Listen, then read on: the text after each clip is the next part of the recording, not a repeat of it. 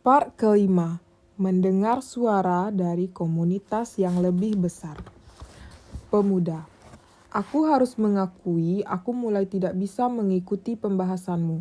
Kalau boleh, aku ingin mencoba meluruskan masalah. Pertama, di pintu gerbang menuju interpersonal ada pembagian tugas. Dan sebagai tujuan utamanya ada perasaan sosial.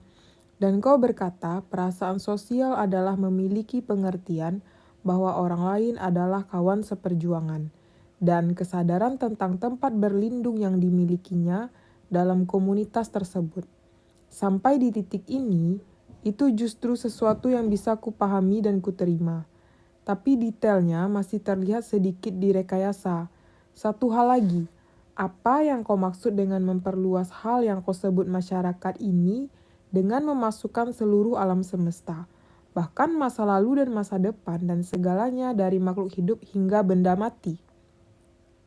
Filsuf, memang lebih sulit dipahami kalau seseorang mengambil konsep Adler, kata demi kata, dan benar-benar berusaha membayangkan bahwa masyarakat meliputi alam semesta dan benda-benda mati.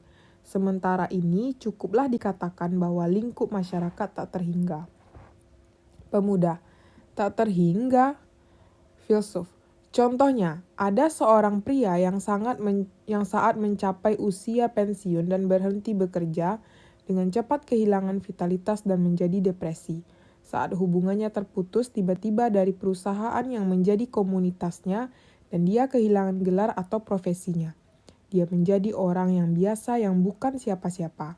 Saat tidak mampu menerima fakta bahwa dia sekarang normal, ia praktis menjadi tua dalam semalam saja. Tapi yang sebenarnya terjadi pada pria tersebut adalah dia terputus dari komunitas kecilnya, yakni perusahaannya. Setiap orang adalah bagian dari suatu komunitas khusus. Dan pada intinya kita semua merupakan bagian dari komunitas di bumi dan komunitas alam semesta. Pemuda, ini murni teori yang menyesatkan. Tiba-tiba mengeluarkan pernyataan kau adalah bagian dari alam semesta, seolah-olah itu bisa memberikan rasa memiliki kepada seseorang. Filsuf, ini benar. Tidak mungkin seseorang bisa membayangkan seluruh alam semesta begitu saja. Meski demikian, aku ingin kau memperoleh kesadaran bahwa engkau merupakan bagian dari komunitas yang lebih besar dan khusus, yang melampaui komunitas yang kau lihat di dekatmu, misalnya negara atau masyarakat setempat di tempat tinggalmu, dan bahwa dalam cara tertentu engkau sedang berkontribusi ke dalam komunitas tersebut. Pemuda, kalau begitu bagaimana dengan situasi seperti ini? Katakanlah ada seorang pria yang belum menikah, yang kehilangan pekerjaan dan teman-temannya, menghindari kehidupan orang lain dan hanya hidup dari uang yang ditinggalkan orang tuanya. Jadi dia pada dasarnya kabur dari semua tugasnya untuk bekerja, berteman dan mencintai. Apakah kau berkata pria semacam itu pun merupakan bagian dari suatu komunitas? Filsuf, tentu saja, katakanlah dia keluar untuk membeli roti. Dia membayarnya dengan 1 koin. Koin itu tidak sekedar kembali ke orang yang memegang roti tersebut, namun juga ke produsen tepung dan mentega, ke orang-orang yang mengirimkan bahan-bahan itu, kepada distributor bahan bakar yang dipakai oleh kendaraan pengantarnya, ke orang-orang di negara-negara penghasil minyak tempat bahan bakar tersebut berasal, dan seterusnya. Jadi itu semua saling berkaitan. Orang sejatinya tidak pernah dan tidak mungkin hadir sendiri dan atau terpisah dari komunitasnya.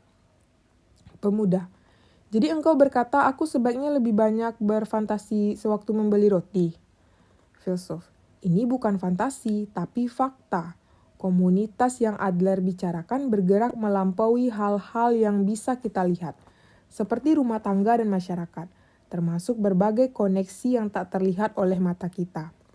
Pemuda, maaf mengatakan hal ini, tapi kau sedang berlari ke suatu teori abstrak. Isu yang harus kita hadapi di sini adalah perasaan memiliki, bahwa aku nyaman di sini. Lalu berkenaan dengan makna dari perasaan memiliki ini, komunitas yang dapat kita lihatlah yang menjadi semakin kuat. Engkau pasti setuju dengan itu, bukan? Misalnya, kalau kita membandingkan komunitas perusahaan dengan komunitas bumi, perasaan memiliki seseorang yang berkata, Aku anggota perusahaan ini, akan lebih kuat. Meminjam terminologimu, jarak dan kedalaman hubungan interpersonal keduanya sangat berbeda. Wajar saja bila ketika mencari perasaan memiliki, kita akan tertarik pada komunitas yang lebih kecil. Filsuf, itu observasi yang jitu. Jadi, ayo mulai pikirkan mengapa kita harus menyadari adanya berbagai komunitas yang lebih besar dan beragam. Seperti yang ku nyatakan tadi, kita semua merupakan bagian dari beragam komunitas. Kita adalah bagian dari rumah tangga kita, sekolah kita, tempat kerja kita, dan masyarakat setempat kita, serta negara tempat kita hidup. Sejauh ini engkau setuju, benar?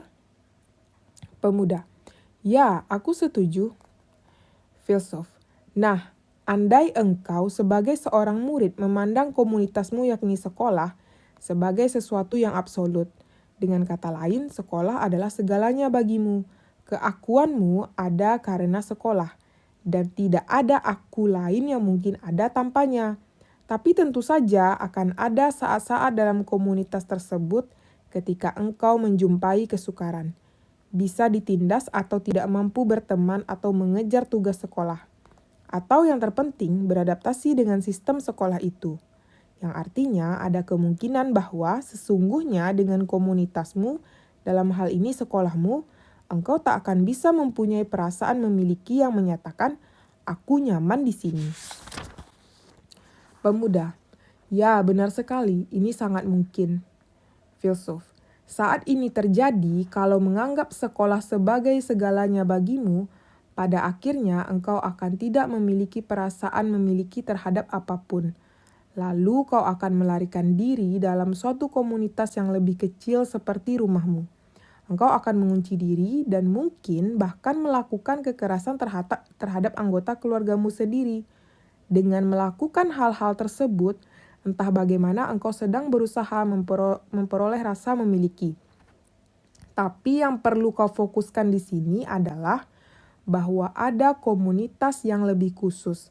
Dan selain itu ada komunitas yang lebih besar. Pemuda, apa artinya itu? Filsuf, bahwa ada dunia yang lebih luas di luar sana, yang membentang jauh melampaui batasan sekolah. Dan setiap diri kita adalah anggota dari dunia tersebut. Kalau tidak ada tempat berlindung di sekolahmu, engkau sebaiknya mencari tempat berlindung lain di luar dinding sekolah. Engkau bisa pindah sekolah dan keluar dari sekolah juga tidak masalah. Bagaimanapun, relasi dengan sebuah komunitas yang bisa diputuskan semata dengan menyampaikan pemberitahuan untuk mundur adalah relasi yang bisa terjalin hanya sampai batas tertentu. Sesudah mengetahui betapa luas dunia ini, engkau akan melihat bahwa semua kesukaran yang kau lalui di sekolah hanyalah badai dalam secangkir teh. Saat engkau meninggalkan cangkir tersebut, badai yang bergolak itu akan hilang dan angin sepoi-sepoi akan menyambutmu sebagai gantinya. Pemuda, apakah maksudmu selama terus mengunci diri dalam cangkir teh tersebut, engkau tak akan pernah bisa melihat kesempatan di luar sana? Filsuf, mengasingkan diri di kamar itu ibarat tinggal dalam cangkir teh. Seolah-olah engkau meringkuk diam di sebuah tempat bernaung yang kecil. Engkau mungkin bisa menunggu sampai hujan reda untuk sementara, tapi badai tersebut akan terus ada dan tidak akan reda. Pemuda, ya mungkin begitu dalam teori, tapi sulit untuk menerobos keluar. Keputusan untuk keluar dari sekolah itu sendiri bukanlah sesuatu yang bisa dipandang mudah. Filsuf, aku yakin engkau benar, ini tidak mudah. Oleh karenanya, ada satu prinsip tindakan yang kuharap bisa kau tanamkan dalam ingatan. Ketika menghadapi kesukaran dalam hubungan-hubungan interpersonal kita, atau kita tidak lagi bisa melihat jalan keluar, yang harus kita pertimbangkan terlebih dahulu adalah prinsip yang mengatakan, dengarkan suara komunitas yang lebih besar. Pemuda, suara komunitas yang lebih besar? Filsuf, kalau ini sebuah sekolah, seseorang tidak mengukur berbagai hal dengan akal sehat dari komunitas sekolah.